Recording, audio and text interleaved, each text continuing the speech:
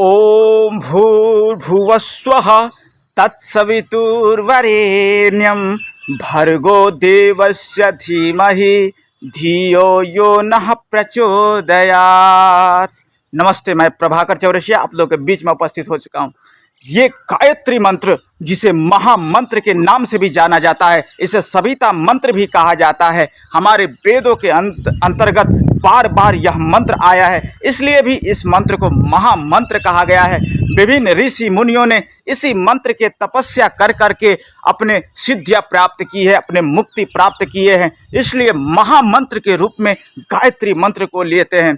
तो इस गायत्री मंत्र का आइए हम अर्थ जानते हैं। तूने हमें उत्पन्न किया, पालन कर रहा है तूने हमें उत्पन्न किया, पालन कर रहा है तुझसे ही पाते प्राण हम, दुखियों का कष्ट हरता है तेरा तेज महान है, छाया हुआ सभी जगह, सृष्टि के वस्तु वस्तु में तू हो रहा है विद्यमान, तेरा ही धरते ध्यान हम, मांगते तेरी दया। ईश्वर हमारे बुद्धि को श्रेष्ठ मार्ग पर चला, ईश्वर हमारे बुद्धि को श्रेष्ठ मार्ग पर लगा, ईश्वर हमारे बुद्धि को वेद मार्ग पर लगा। वास्तविक रूप से ये देखा जाए तो सूर्य देवता के लिए भी ये मंत्र सटीक बैठता है कि सूर्य की पूजा भी हमें इस मंत्र से हो जाती है, गायत्री मंत्र से। और इस गायत्री मंत्र से हम कहते हैं कि हे ईश्वर, आप हमें बुद्धि प्रदान कराइए। बुद्धि 5 किस्म का होता है। एक बुद्धि, दूसरा सुबुद्धि, तीसरा मेधा, और चौथा सुमेधा, और 5वां जो होता है प्रज्ञा बुद्धि होता है। और प्रज्ञा बुद्धि बड़े बड़े महातपस्वी ज्ञानी जो वर्षों वर्ष बिता देते हैं तपस्या में, उन तपस्वियों की जो ज्ञान, उच्च कोटि का ज्ञान प्राप्त होता है, उसे हम प्रज्ञा बोलते हैं। तो हमने ईश्वर से सर्वप्रथम बुद्धि की मांग की है कि बुद्धि रहेगी तो हम बहुत कुछ कर पाएंगे। धन संपत्ति मायने नहीं रखता, क्योंकि धन संपत्ति होते हुए भी अगर आपके पास बुद्धि नहीं है, आपकी विकास नहीं है, विवेक नहीं है, तो उसका खाने वाला कई लोग, लूटने वाले मिल जाएंगे। इसलिए हमने बुद्धि की मांग की है, ईश्वर से बुद्धि की प्रार्थना की है।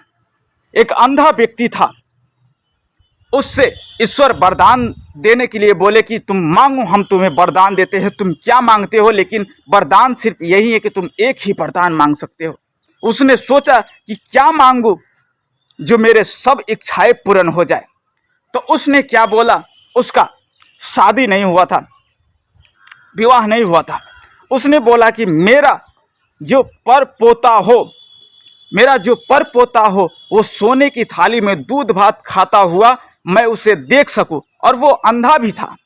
देखिए कितना बढ़िया रूप से भगवान से प्रार्थना कर रहा है कि मेरा पर पोता जो हो वो सोने की थाली में दूध भात खा रहा हो, वो मैं देख सकूं। अब इसके लिए ईश्वर को सबसे पहले उसके तो आंखें ठीक करने होंगे, उसके शादी विवाह कराने होंगे, उसके धन संपत्ति देने होंगे, और इतना भी धन संपत्ति कि उसके महल बड़ा हो, पैसा बड़ा हो, आर्थिक स्थिति बड़ा हो, तभी तो उसके बाल बच्चे भी आगे बढ़ सकेंगे, काम कर सकेंगे। और उनके जो पोता हो, उन पोतों को खिलाने के लिए सोने चांदी के बर्तन हो सके, भाड़ा हो सके, उसमें खा सके। और ये सारी चीज़ें पूर्ति करने के लिए, एक उसकी वरदान पूरा करने के लिए बाकी पीछे की सारी बातें पूरा करनी होगी। तो इसलिए बुद्धि की मांग की गई है कि बुद्धि ना हो तो सब कुछ विनष्ट हो जाता है। ऐसे ही एक माँ, बेटा और बाप 3 लोग बैठे थे, उनको भी यही चीज़ें मिली कि सबको एक एक वरदान दिया जाएगा, तुम मांग लो, तुम्हें जो मांगना है।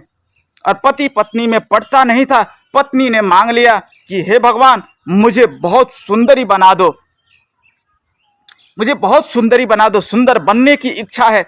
और ईश्वर ने कहा तथा अस्तु, वो बहुत सुंदरी हो गई। यही बात से जलन हुआ उसके बाप को, और बाप ने कहा कि नहीं ईश्वर, नहीं, इसे सुंदरी नहीं, इसे तो बहुत कुरूप बना दीजिए। और क्योंकि इसे भी एक वरदान मिला था तो इसका पूरा तो होना ही था। ईश्वर ने कहे तथा अस्तु, और उस स्त्री को जो थी कुरूप हो गई। अब बचा उसका बेटा। अब बेटा क्या करे, अब रोना धोना चल रहा था माँ बाप के झगड़े में। अब बेटा सोचता है कि हम मांगे तो क्या मांगे, अगर दूसरा कुछ मांग लेते हैं तो ये लोग ऐसे ही उलझन में रह जाएंगे। वो मांगता है कि मेरी माँ जैसी थी पहले के जैसे ही बना दीजिए।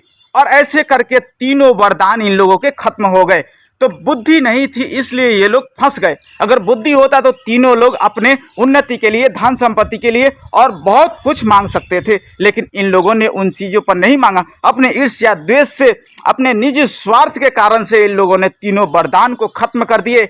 और इसीलिए कहा गया है कि बुद्धि हमें होना चाहिए, कि बुद्धि ना हो तो मूर्ख का धन संपत्ति भी कोई और ही लूट कर ले जाता है, खा जाता है। इसलिए हमने सर्वप्रथम ईश्वर से बुद्धि की मांग की है कि बुद्धि ही हमें चाहिए। इसलिए गायत्री मंत्र का हम जाप कराते हैं, गायत्री मंत्र को हम स्मरण करते हैं। और गायत्री मंत्र कितना सटीक है, कितना बढ़िया है, कितना वैज्ञानिक तर्क से बैठाया गया है, ये अमेरिका की नासा वाले वैज्ञानिक भी प्रमाणित करके दिए हैं कि गायत्री मंत्र का जब हम मंत्र पढ़ते हैं तो माइंड में उसका जो गुंजन जाता है, जो हमारे उस माइंड में वो मंत्र गूंजता है, तो शांति और सुकून का एहसास होता है। इसलिए गायत्री मंत्र को हमेशा पढ़िए, और गायत्री मंत्र ही गुरु मंत्र है। इसलिए कहीं भी आपके गुरु घंटालों के पास जाने की ज़रूरत नहीं है, किसी की चेला बनने की, किसी की पाखंड में फंसने की जरूरत नहीं है। आप गुरु मंत्र को उठाइए, गायत्री मंत्र को उठाइए और पढ़िए, अपने भविष्य को बनाइए, और सच्चे रूप से, सच्चे भक्ति से, सत्व गुण से आप अपने पूर्वजों को सम्मान कीजिए और अग्रजों का सम्मान कीजिए। अग्रजों को, आने वाले पीढ़ियों को भी संस्कार दीजिए। नमस्ते।